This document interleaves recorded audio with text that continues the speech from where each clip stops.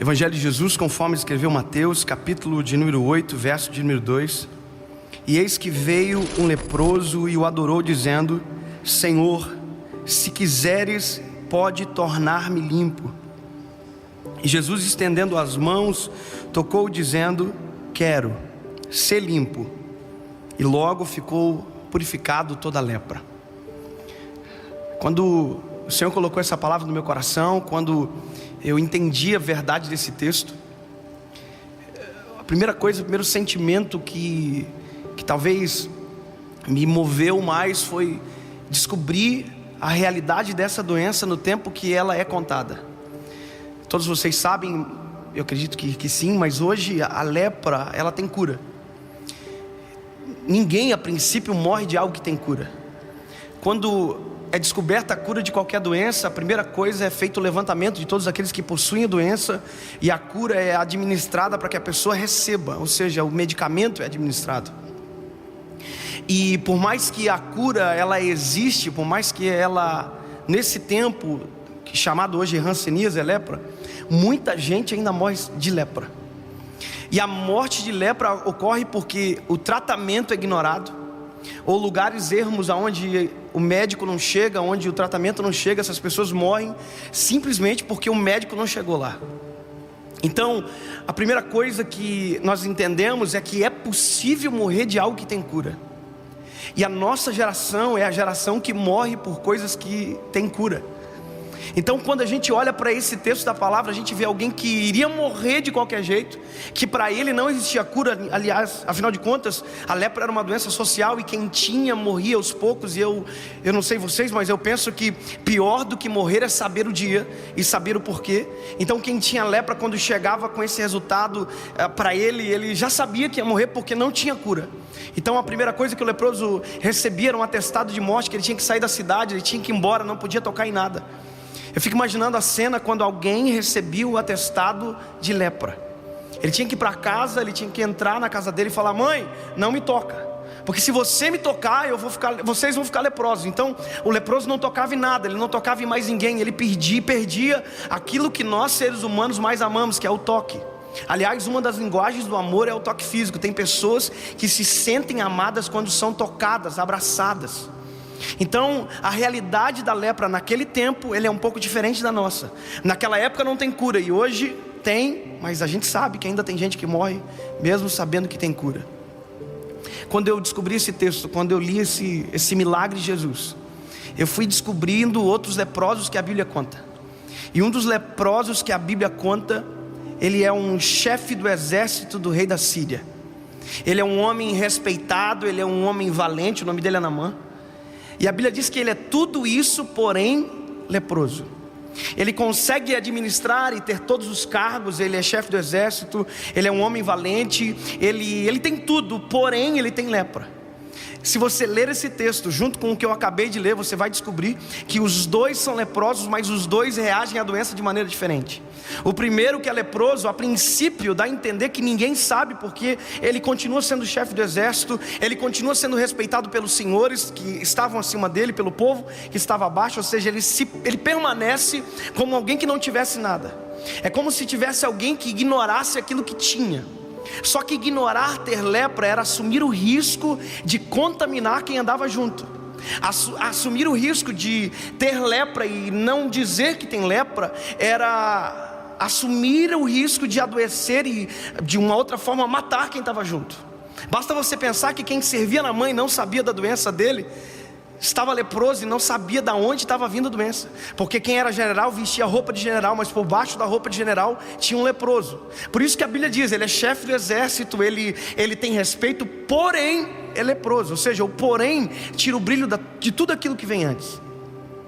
Aquilo que Deus coloca no meu coração dentro dessas realidades da lepra, dentro do leproso que diz para Jesus que ele tem lepra, e desse que ele é general do exército, é que a questão é que nós hoje estamos aprendendo a esconder as nossas fraquezas. Nós estamos escondendo aquilo que precisa ser curado. A gente começa com algo pequeno e a gente não trata, e de repente isso aumenta, e quando a gente vê, a gente morreu por algo pequeno. Eu sempre digo que quem está em adultério não começou no adultério. Quem está em adultério, na verdade, começou num olhar errado, na hora errada, e era uma coisa pequena que, se fosse tratado, teria acabado. Os namorados aqui que estão, e quem nos vê depois, o ato sexual não começa dentro de um quarto. Um ato sexual começa às vezes com uma pegada de mão diferente, com um beijo diferente. Ou seja, as coisas começam pequenas, e tudo aquilo que é pequeno e não é tratado tem um risco de ficar grande. Se há uma verdade dentro desse leproso que chega para Jesus, é que ele assume o risco de ser envergonhado pelas pessoas. Ele assume o risco de deixar as pessoas saber que ele errava, que ele tinha um problema. E aí eu não estou tratando já de um outro lado, mas ele assume o risco de dizer que está doente. Se você parar para observar, o leproso entra no meio da multidão, e quando ele entra no meio da multidão, ele faz algo que já não podia ter feito. Só imaginar que esse leproso tocou em pessoas que ele não poderia tocar, mas ele toca porque ele está chegando em Jesus.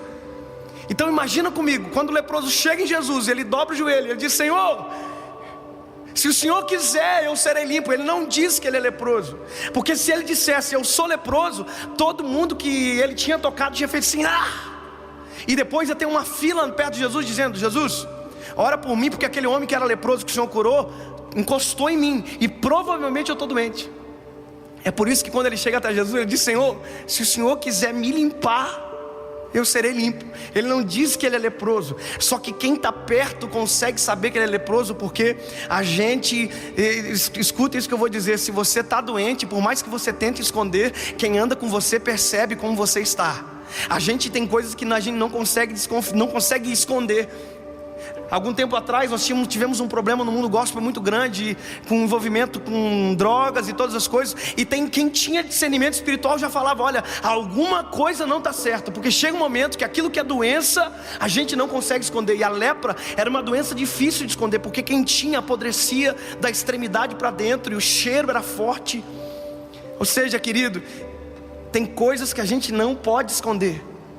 Se tem cura, a gente não precisa esconder.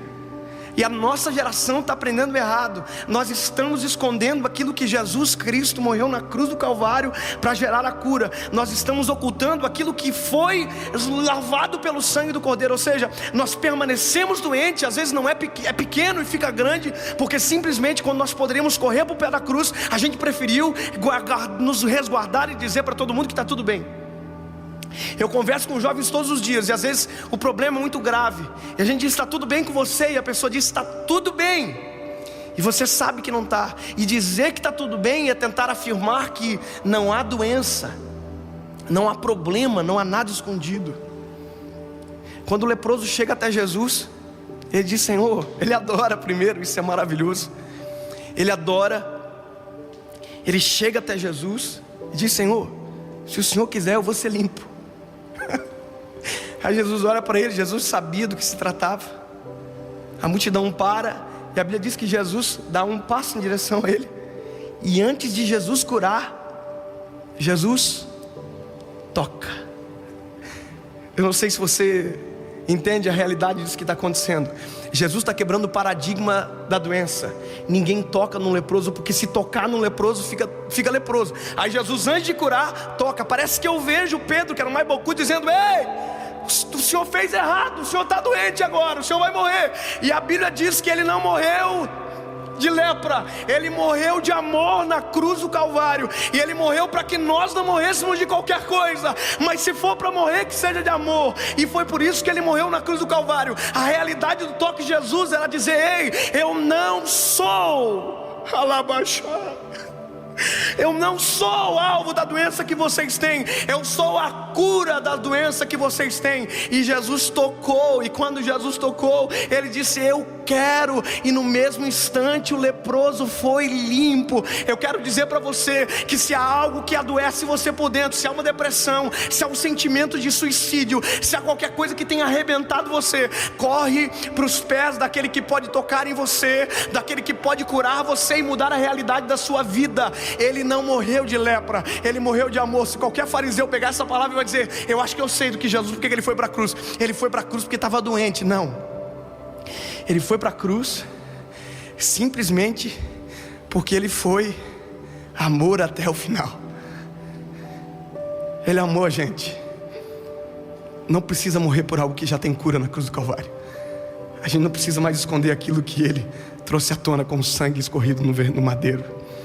A cura para mim e para você.